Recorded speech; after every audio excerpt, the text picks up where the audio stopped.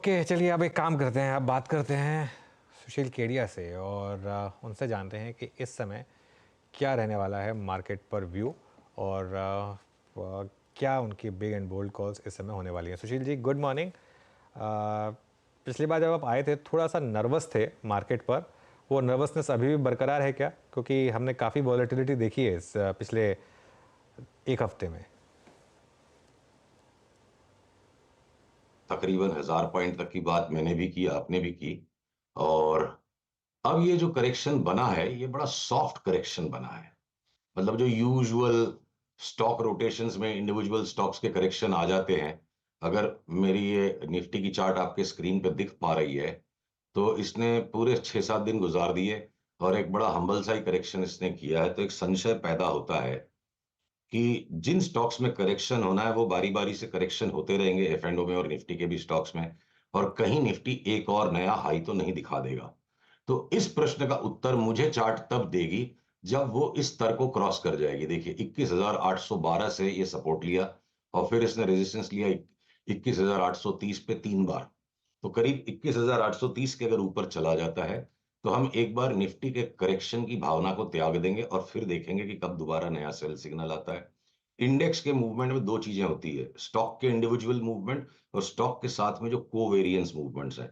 तो कोवेरियंस को कंप्रेस कर देगा मार्केट, अचानक निफ्टी जोर से बढ़ी हुई दिखेगी और अंदर से इंडिविजुअल स्टॉक्स में जो कमजोरी है लार्ज कैप्स में वो बनी रहेगी।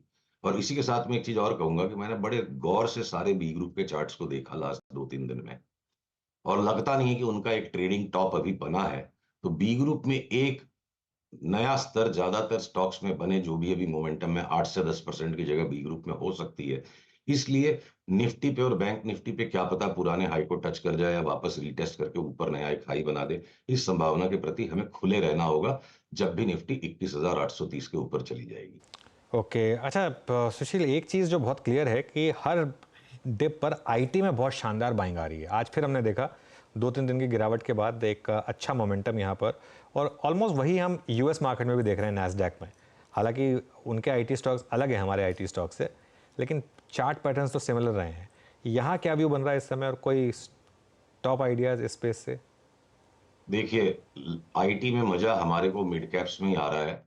जो सेकंड ईयर आईटी है, अब ये इन्फोसिस की आप चार्ट को देखो, जितना भी इसने स्विंग ले लिया, ये अभी भी इस रेजिस्टेंस लाइन के नीचे है। तो जब तक ये रेजिस्टेंस लाइन के नीचे है, जब भी ये वापस नीचे की तरफ फिरेगा मैं इसमें शॉर्ट ट्रेड ही लूंगा। और जिस दिन ये इस रेड लाइन के ऊपर निकल जाएगा तो मैं इसमें शॉर्ट ट्रेड्स लेना बंद कर दूंगा। पर लॉन्ग्स लेने के लिए कोई बहुत मलाईदार जगह नहीं दिखती है, ट्रैप बन जाएगा लगता है। सिमिलर स्ट्रक्चर आपको टीसीएस और विप्रो में भी दिखेगा।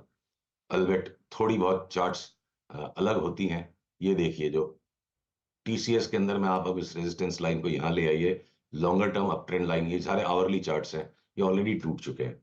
तो मुझे आईटी स्टॉक्स को इस वक्त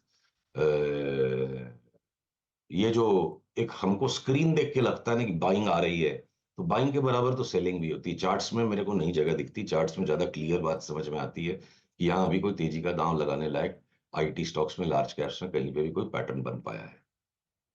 ये रिबाउंड्स हैं जिनमें अभी भी सेल करने के मौके हैं। जब तक ये रेजिस्टेंस लाइंस नहीं टूटती है तो स्टांस वही रहेगा, आईटी स्टॉक्स को रैली में बेचो।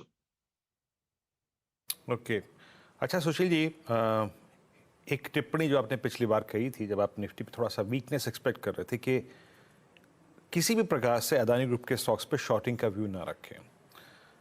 जब स्ट्रेंथ का व्यू था वो अभी तक भली भांति अगर आप देखें प्ले हुआ। आपके बात करते करते अभी भी Adani ports at all time high, Adani enterprises आपकी स्क्रीन पे करीब 3,077 पे है। अभी इनमें आप कितना मूव एक्सपेक्ट कर रहे हैं और हायर लेवल्स के टारगेट्स क्या हैं आपके अनुसार?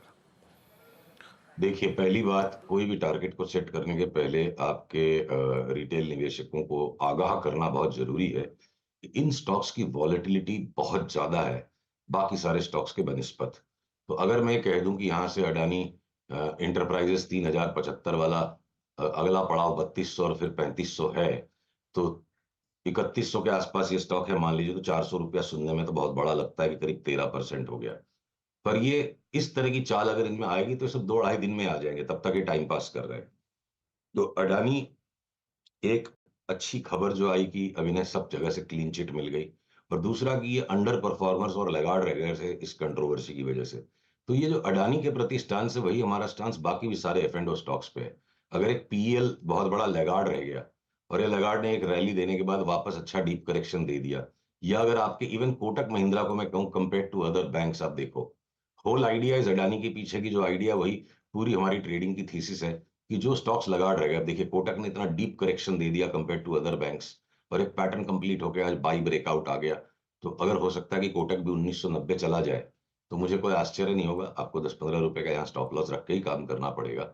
तो अब बाजार की परिस्थिति लार्ज कैप्स में ये है, sell the strength by the weakness. जो टेम्परली वीक दिख रहे हैं, तो बाजार यहाँ छद्म रच रहा है। जो लैगार्ड हैं, जो स्टॉक वीक रह गए हैं, वहां अभी भी जूस है, और जो बिल्कुल उछल रहे हैं वो कभी भी लुढ़क सकते हैं।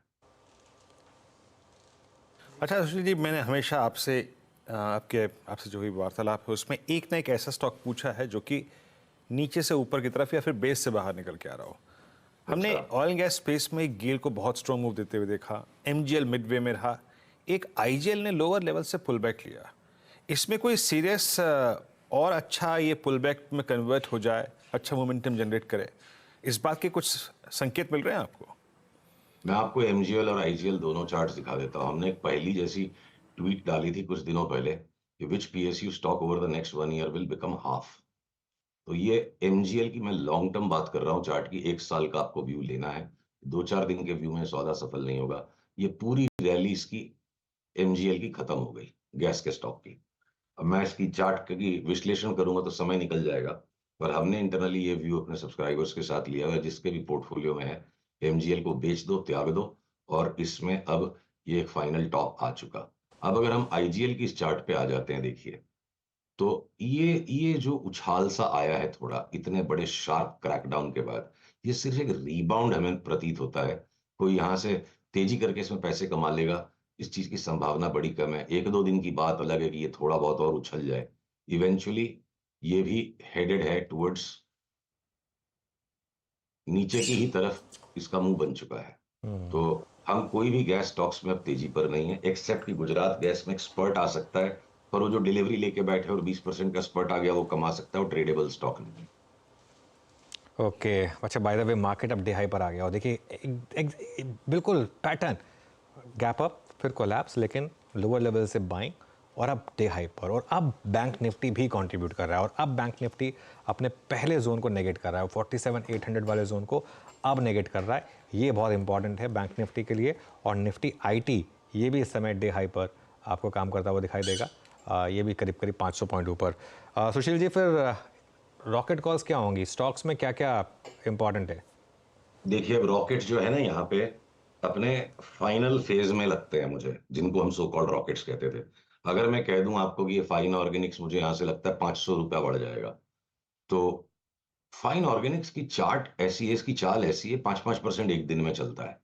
तो 10% की चाल 2-3 दिन में अगर इसमें अचानक स्पर्ट आ जाता है, तो अब ये जो रॉकेट शब्द है, थोड़ा सा हमें सावधानी से इसको इस्तेमाल करना चाहिए। मार्केट है एक इंपॉर्टेंट जोन में। देखिए, कुछ स्टैटिस्टिक्स मैं आपके सामने रखता हूँ। यूएस मार्केट्स में 80% टाइम जनवरी के पहले 5 दिन बाजार जो भी करता है, पूरी जनवरी वही करता है। तो एक बार अगर ये 3-4 दिन की रैली है अगर ग्लोबल मार्केट्स में, और हमारा बी ग्रुप अगले 7-8 दिन जोर से जोश में उछल जाए, तो यहाँ हम नया स्टॉक, नया टोटल एक्सपोजर नहीं लेंगे। जितना भी टोटल पोर्टफोलियो का या लॉन्ग शॉर्ट का एक्सपोजर है, उस एक्सपोजर को कांस्टेंट हमें रखना है। ये हमारा फैसला हो चुका। और ये शॉर्ट टर्म एडजस्टमेंट्स हैं बाजार के। बजट आएगा हमारा, तो 45 साल के बजट में सिर्फ 3 बजट ऐसे रहे कि जिसमें मार्केट ने बजट को ठीक से गैस किया। हर बार वो बजट से पहले जो भी बाजार का मूवमेंट रहता है उसके बाद उल्टा हो जाता है। तो कहीं ना कहीं जनवरी में करेक्शन तो बनेगा, वेदर और नॉट निफ्टी को एक नया हाई अप टच कराए या ना कराए। तो हम बहुत ज्यादा नए स्टॉक्स अब ऐड नहीं कर रहे हैं। जैसे पैसा लो डिजिटल हमने 50 में लिया, कल 110 का भाव दिख गया, टेक प्रॉफिट हो गया। तो एक एक, अब ये डिश टीवी अगर हम बहुत दिन से लेके बैठे हैं, अभी 28, 29, 30 जो ही अगर इसका स्पर्ट आना आ जाएगा तो वहां एग्जिट लेंगे। तो अब हम इंतजार में कि और ऊपर के लेवल मिले तो थोड़ा पैसा घर लेके आए। अभी बाजार में नया पैसा डालने का मूड नहीं। ओके, चलिए फिर सुशील जी, बहुत बहुत शुक्रिया आज हमारे साथ जुड़ने के लिए, और हैव अ गुड डे।